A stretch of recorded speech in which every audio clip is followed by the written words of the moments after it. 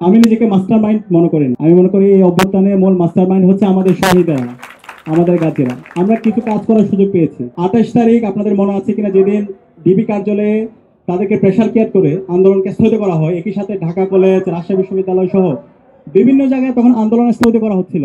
এবং ফেসবুকে বিভিন্ন জন তারা হচ্ছে পোস্ট করতেছিল, এতদিন ধরে যা ছিল, যা হয়েছে তার সাথে আমরা ছিলাম, এখন যা হচ্ছে তার সাথে আমরা নাই।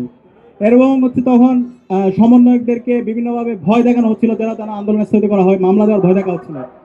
ওই সময়ে সারা দেশে আন্দোলন সমন্বয় করা, পাল্টা কমিটি দেওয়া, এবং তারা প্রত্যেকটা প্রাইভেট বিশ্ববিদ্যালয় এবং অন্যান্য পাবলিক বিশ্ববিদ্যালয়, ঢাকা বিশ্ববিদ্যালয়ের বাইরে এবং আরবান মিডল ক্লাস, শহরের মধ্যবিত্ত শ্রেণী, তাদের যে কন্ট্রিবিউশন ছিল 5 তারিখের পরে কেন যেন আমরা তাদেরকে ভুলে গেছি।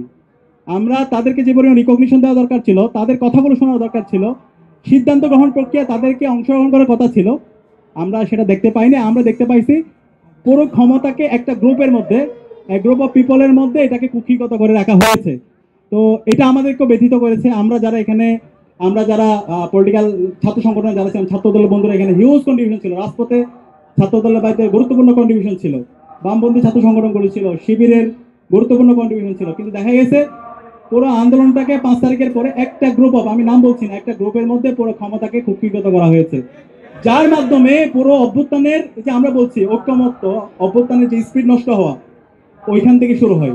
তখন দেখা গেছে ওই গ্রুপটায় ক্ষমতা, ডিসিশন মেকিং প্রক্রিয়া, এর মধ্যে তারাই মত্ত হয়ে গেছে, এবং বাকি যারা আছে, বাকি স্টেক হোল্ডারদেরকে তারা ডিনাই করা শুরু করছে, অথবা বাকিদেরকে হচ্ছে আদানি করা শুরু করছে।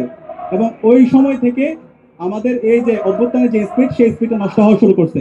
কিন্তু আমরা তখন থেকে আমরা বলছিলাম, যার যতটুকু হিস্সা আছে আপনি তাদেরকে ওই হিস্সাটা দেন, তাকে রিকগনিশন দেন, সবাইকে নিয়ে এই যে একটা ম্যাস আপরাইজিং, এত মানুষের রক্ত, সবাই সারা দেশের টেকনাফ থেকে তেতুলিয়া, এই যে আপামর ছাত্র জনতা রাস্তা নামছে, আপনারা সবাইকে অন করেন, সবাইকে নিয়ে কাজ করেন। এত বড় অভ্যুত্থান, এত রক্তের পরে আমরা একটা আজাদি পাইছি, সবাই একমত। এখানে যে ভাই বলছিল, এখানে শাহবাগ শাবলা একাকার হয়ে গেছে, ডান বাম সবাই এক বিন্দুতে তারা মিলিত হয়েছে। এত বড় সাপোর্ট পাওয়ার পরও আমরা এটাকে একটা নেরো জায়গায়, একটা প্যারোকিয়াল জায়গায় আমরা এটাকে নিয়ে আসছি। তো এটা কারা নিয়ে আসছে এটা আপনাদের কাছে পরিষ্কার, আমি আর বলতে চাচ্ছি না। আমরা যখন ক্রিটিক্যাল টাইমে ছিল, আমরা আন্দোলনটাকে ধরে রাখছি, এবং জীবনের সর্বোচ্চ ঝুঁকি নিয়ে আমরা চেষ্টা করছি। আমাদের ভাইরা, শহীদরা তাদের বুককে পেটে দিয়েছে, জীবন দিয়েছে।